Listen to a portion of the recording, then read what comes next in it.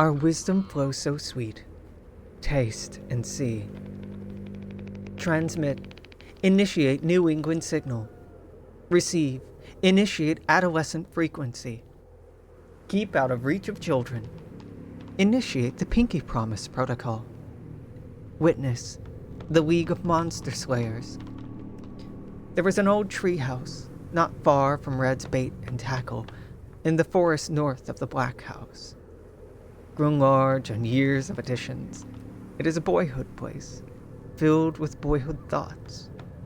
Bittersweet as September, built on mismatched wood planks, on bullfrog catching, on mason jars filled with dead fireflies, on hoarded Halloween candy, hidden collections of lingerie catalogs, and spiral-bound notebooks filled with the yellowing pages of nearly 3 decades of adolescent wisdom on the paranormal. Many of these pencil-scribed occult secrets are inaccurate, but it is the thought that counts. Well, no, it is not always the thought that counts.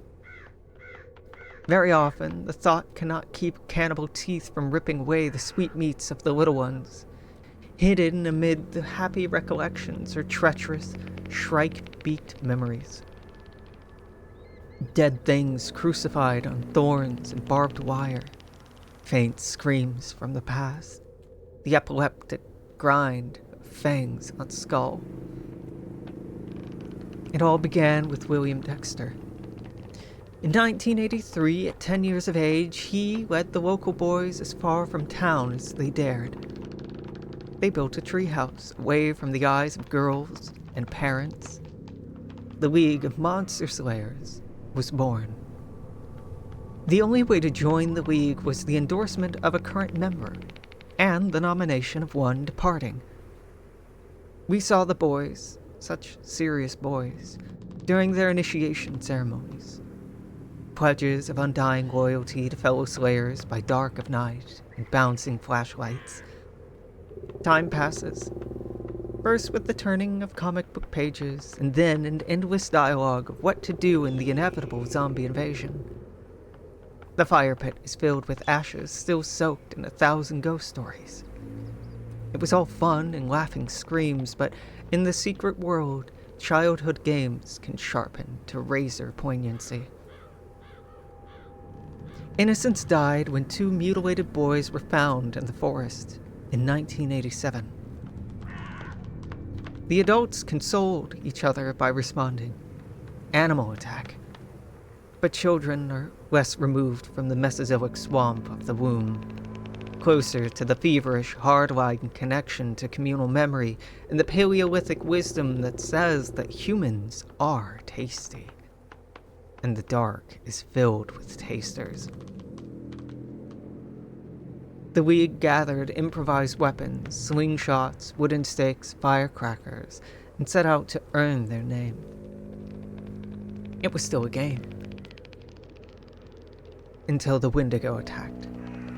All of their meat would have been food for a monster's belly, except for the secret abilities of one of the boys.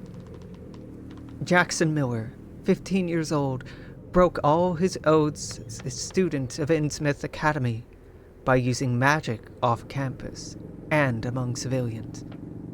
Panicking, he released lethal energies upon the beast. In the confusion, screams, and firecracker smoke, the other boys did not see what had occurred. The smoke settled. The monster lay dead. In victory, the boys convinced themselves that they and their weapons were special.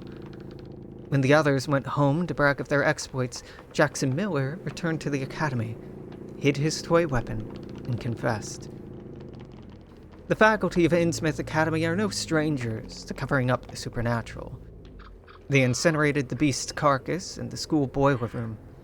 Jackson received official reprimand, but amongst his fellow students, he became legend. The boy who killed the Wendigo.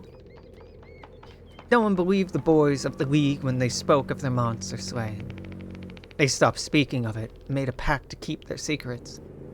The years proved them wise, for time passes, first in months, then in decades, and the childhood stunts of the past become the behavioral conditions of the present, and troublesome boys are gagged with pills to dull those Paleolithic wisdoms.